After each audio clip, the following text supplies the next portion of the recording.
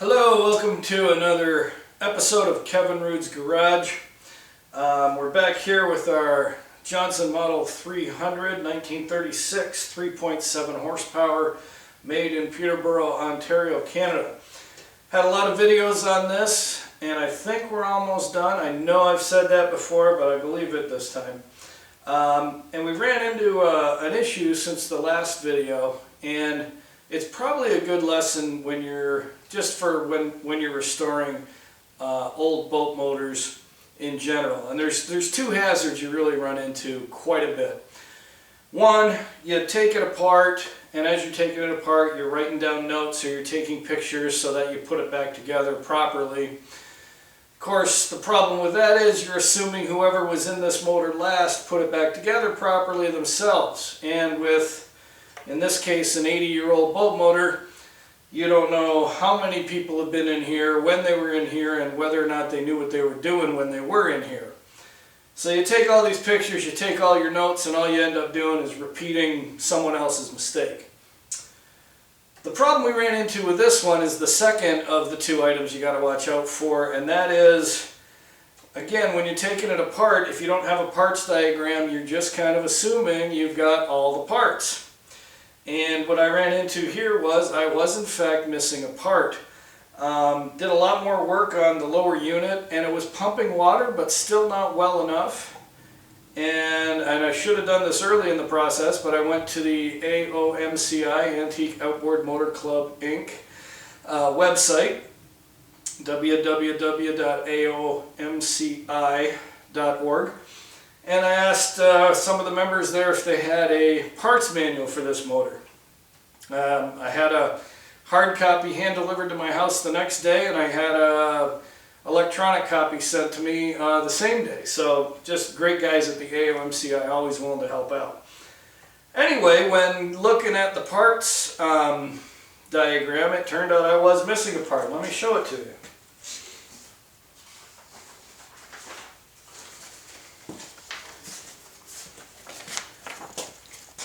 So I highlighted it there in pink, and you see that? It's a gasket. The part number is, put on the old readers here, part number is 3976, and you go to the parts list, and I've highlighted 3976. See what that says? Gasket, gear case to water pump, or pump to gear case. Same thing. So let's go take a look at the where the pump and the gear case hook up. See if there's a gasket there.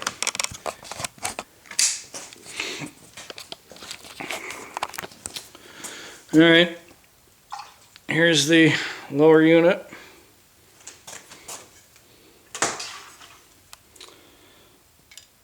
Here's the pump. This guy here is the gear case. So there ought to be a gasket right where those two connect. Right here. And lo and behold, there's no gasket there. Just air. See that?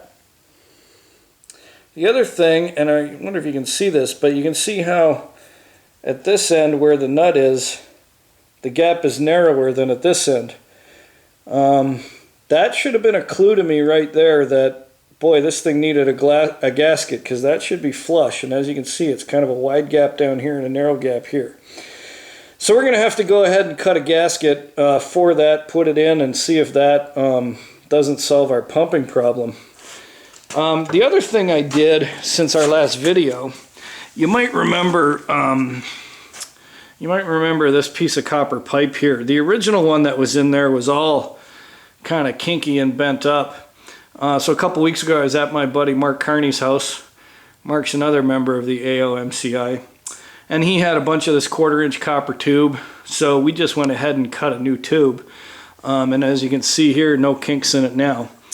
The other thing we did when we were at Mark's is we disconnected this guy, started the motor, and the water came pumping out of here. Now the good thing was it pumped, you know, high enough to hit, you know, to hit the gas tank, which was good. The problem was it wasn't in a steady stream. It was just kind of in squirts, which is what told me that, boy, I still had some work to do. I still had some air leakage in there, and which is what led me to the parts diagram, and then led me to the conclusion that we need a gasket between the gear case and the water pump.